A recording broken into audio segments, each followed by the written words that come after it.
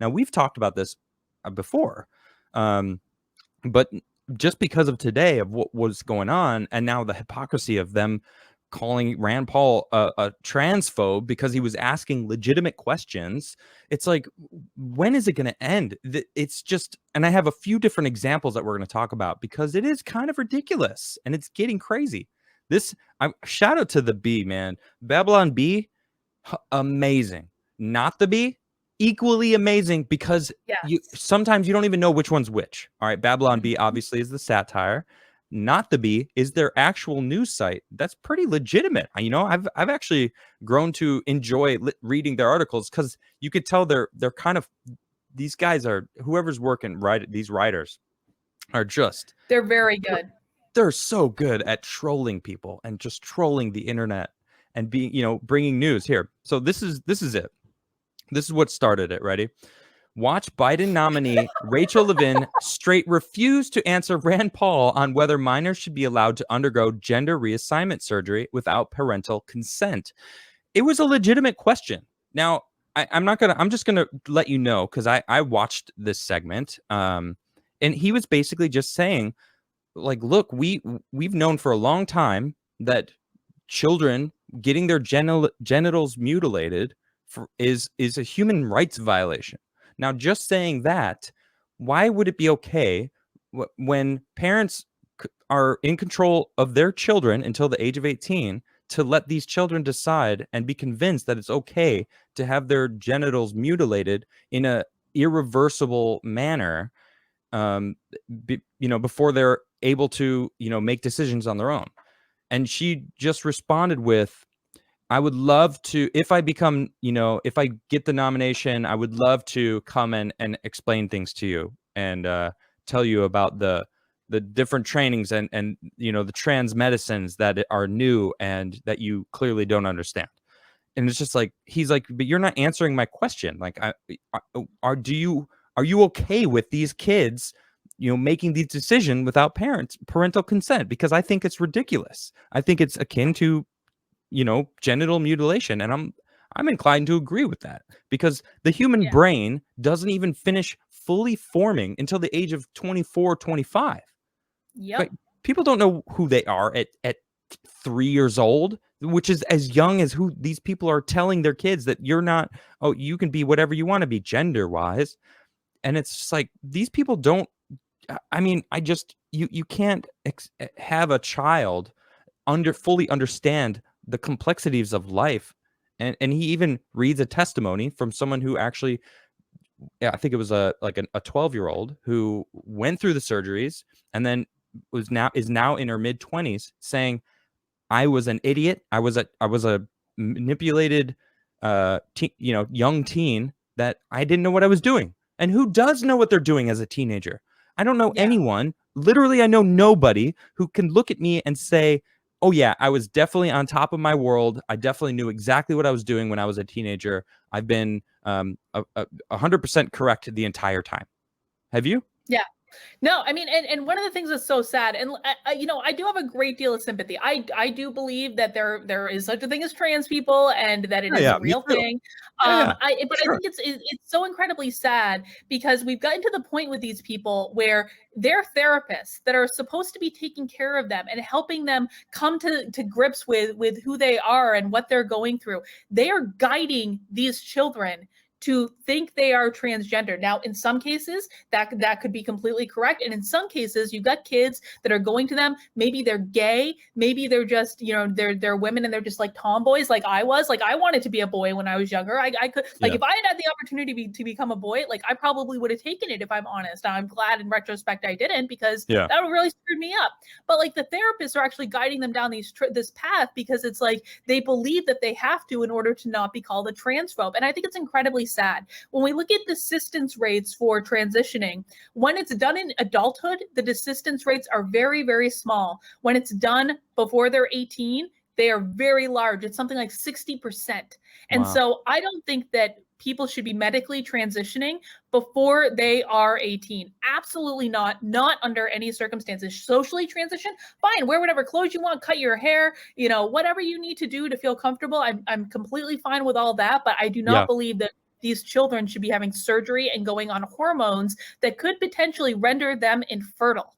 Agreed. Agreed 100%. I think part of it is this stereotype of like what a man is and what a woman is. And these are so ingrained in movies and TV shows, and that is the issue. Like if you aren't a manly man, that's okay. If you aren't like a super feminine woman and you don't identify as that like stereotypical woman, that's also okay. That those are changing, and we need to allow those to change, because that creates a lot of stress on people, because not everyone can be that like masculine man who's tall and jacked or whatever. And it's like, or a female that's whatever. Look at almost every Disney princess. They have the same shape.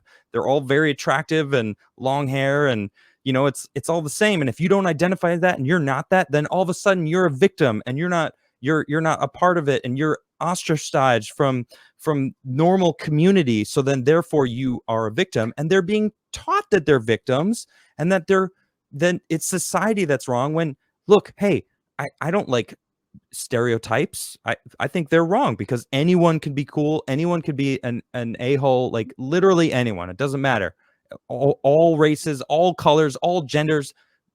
You know what? You can't convince me otherwise. It exists. Evil exists in everybody. It's just in different amounts and depending on who they're around. So like this kind of stuff, it's like, this is clearly people being, I don't know, manipulated as children. Like, being taught that they need to be taught this stuff. You know what I mean? Yeah, I totally agree. And, I've thought back a lot to my childhood, Adam, and I was very much a tomboy. Like I always had short hair, or like most of the time, the only time I grew my hair out is when I thought I had to like be a girl. I always felt very uncomfortable with like the Disney princesses. I never wanted to do any of that stuff. And I got to tell you, that really did hurt me. Like I got picked on in high school. I got bullied, my middle school and high school, because I wasn't like a normal girl. And I think about like, right? What if that had happened? You think about what? You cut out for a second. You think about Sorry, hotel Wi-Fi. So I think about like what it would have been like. Like I went to high school in the 90s. What if I was in high school now? I mean, I could absolutely envision a scenario where if my parents were like these woke nutters, I could have absolutely been convinced that like I was trans, and the reason I had short hair and didn't want to play with the girls and always wanted to play with the boys is because I was actually a boy. It 100% could have happened if I had had a different set of parents and had grown up in a different time. And I'm so incredibly thankful that didn't happen to me. But I look at so many of these young girls, and I think it's especially alarming when it happens to groups of young girls in high school, where they convince themselves they all come out as trans magically at the same time. It's really alarming to see that the parents and their counselors jump right to medication, because that has long-term implications. God, so much medication in our kids. It's like, the antidepressants, the, whatever I don't remember. ADHD. What's the Oh my God. ADHD medicines that are being just shoved into these kids, when it's like, the kids need to be out running around. They need to be using energy. They are just bounds of energy. Like, why are we forcing them into this sitting down and learning? That's how some adults use learning, and it doesn't even work for all adults. Why are we assuming that it works for all children? The whole education system is ridiculous. And then actually I had this random thought today about how it also bugs me that education seemingly ends. Like once you finish school, it's like, well, you're done learning. And it's like, we should never stop learning. Like everyone, I know that's kind of another conversation about education as a whole, because you get me started on that, because I can't stand the education system. But specifically about, I want to keep it about this gender stuff, because I have a lot to go over. It's like they're part of this woke system that they're teaching kids this stuff. It's like, have you ever read The Coddling of the American Mind? No, but I think I actually have it over here. I do have it somewhere.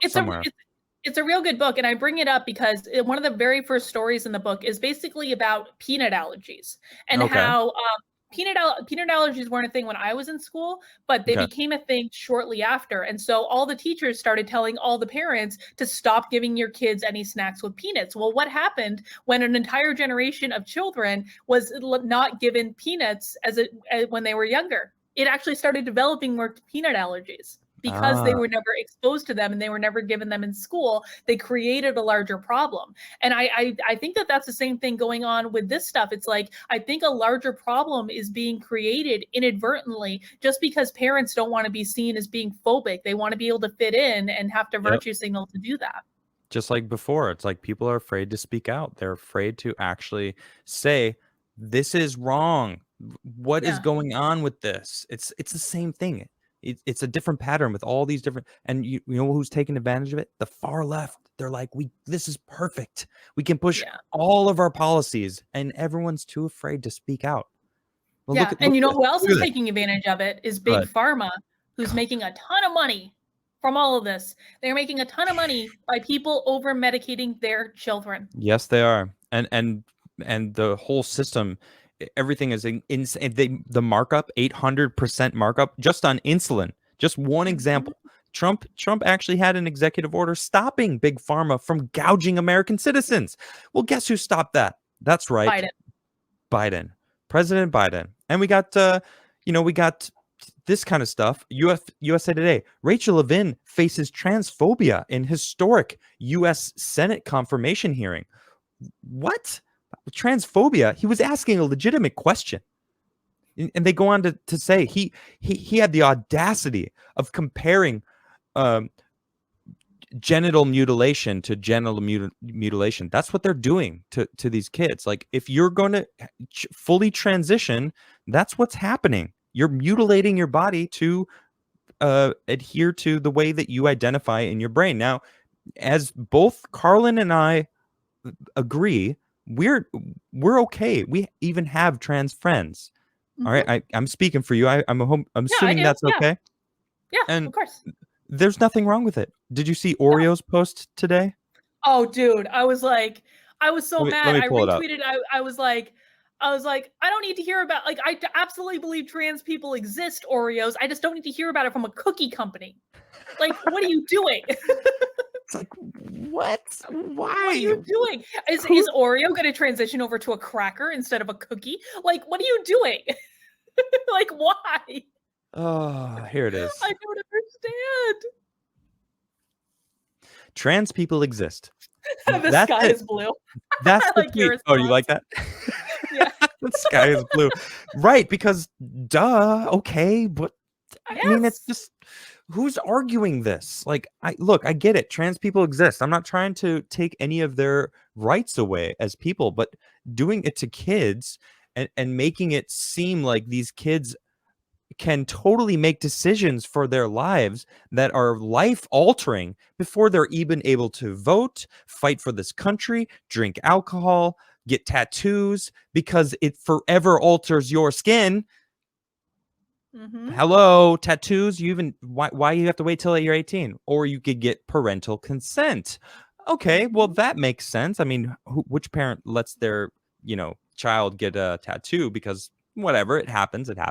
Sometimes they do it anyway, but even still, it's like we already said it earlier. The brain doesn't stop fully forming 24, 25. That's why you really shouldn't even drink before you're 25. Yeah. I'm not saying, I'm not against drinking, but no. And I got my tongue pierced a week after I turned 18. I had been looking forward to it for years. I did it after I turned 18 because my parents thought it was stupid and they wanted me to turn 18 until I went and did it. Well, you know what? It's probably a good thing. Would you have gone and done it without their consent though?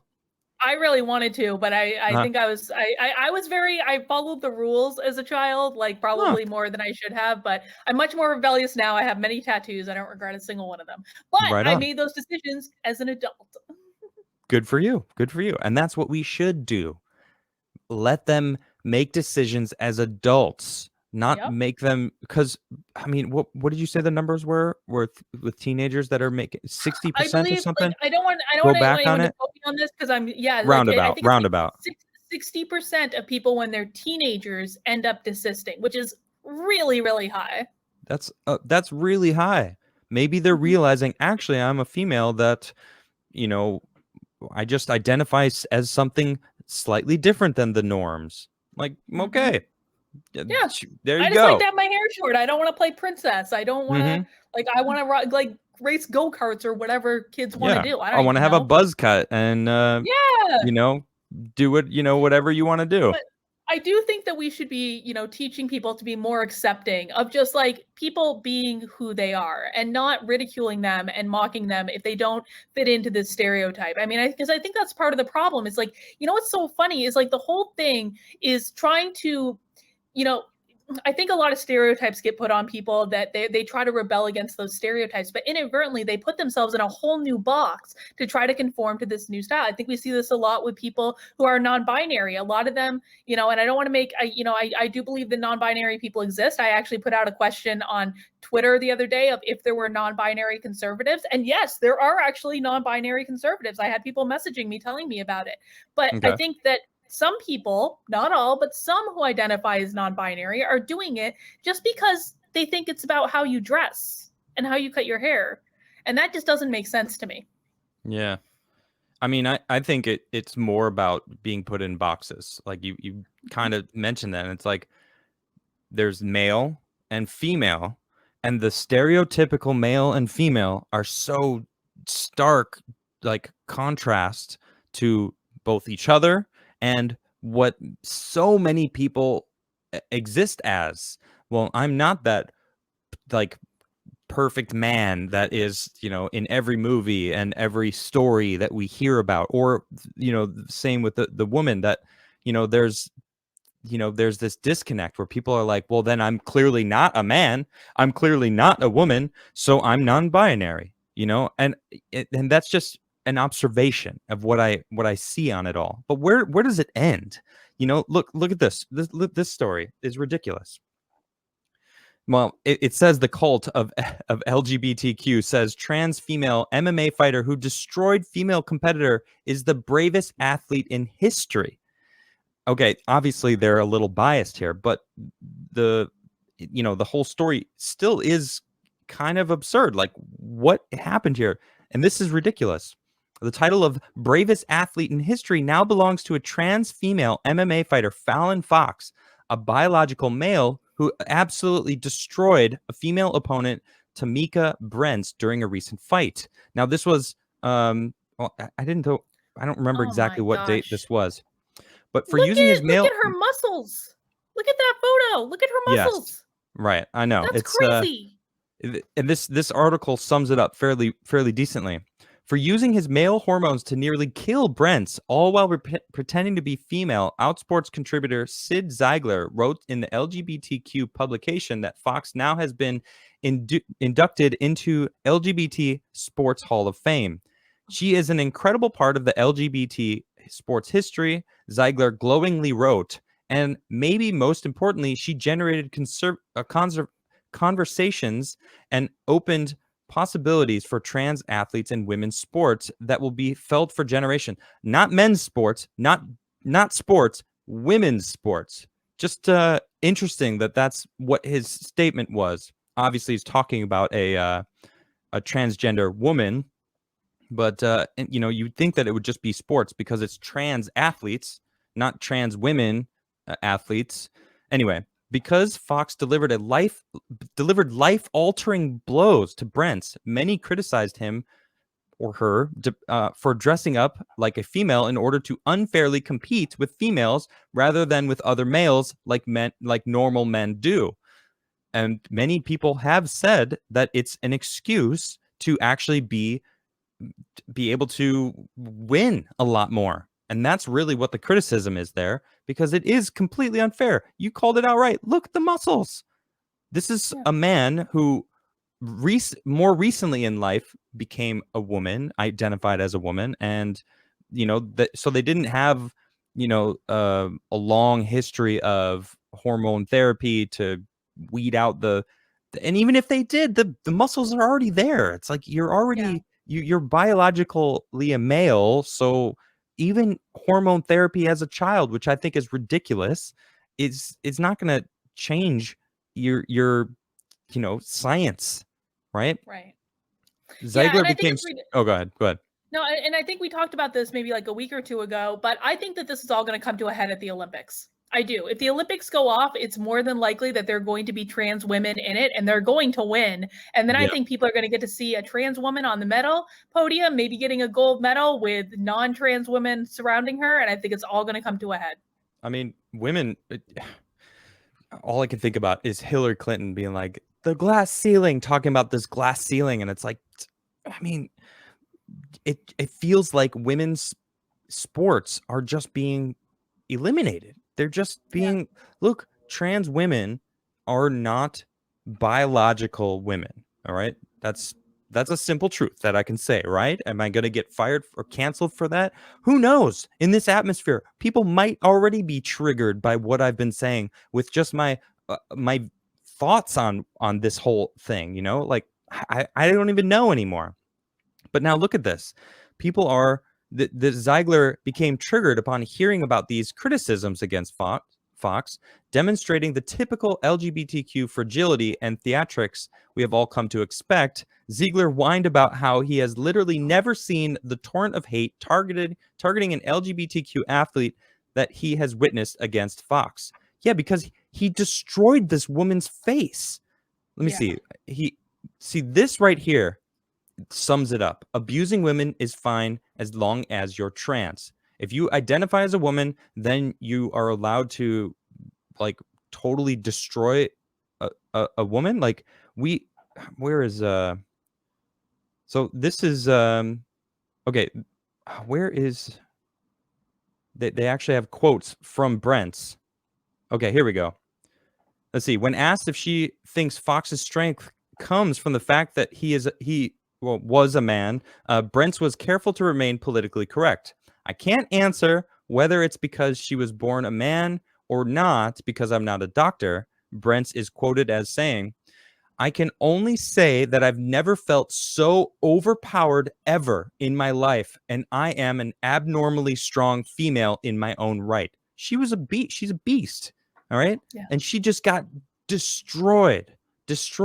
Brent went on to say that she still disagrees with Fox fighting against other women because he is not actually a woman or wasn't born a woman. I mean, he's not. He's he went through male puberty. Yeah, through male puberty. And it is what it is. And listen, but again, that's what they're trying to stop too. Go ahead, please. They are, but I think that again, it's a sad thing. It is. I don't know what the answer is to this problem, but I just can't see how anyone thinks that this is a fair competition. I don't. Right. I agree. And now we have senators and House representatives squabbling over this stuff. Look at this. This is just ridiculous. Congresswoman Marie Newman, our neighbor Representative Marjorie Taylor Greene, tried to block the Equality Act because she believes prohibiting discrimination against trans Americans is disgusting, immoral, and evil. Although it's all about the way they frame things, right? It's like calling you being out against diversity training when it's like, that's not what you're calling out. You're calling about the critical race theory. This is, she thought we'd put our transgender flag so she can look at it every time she opens her door, and then she clearly puts it in the flag post. It was probably already there, and then Marjorie comes out and says, our neighbor Mary Newman wants to pass the so-called Equality Act to destroy women's rights and religious freedoms.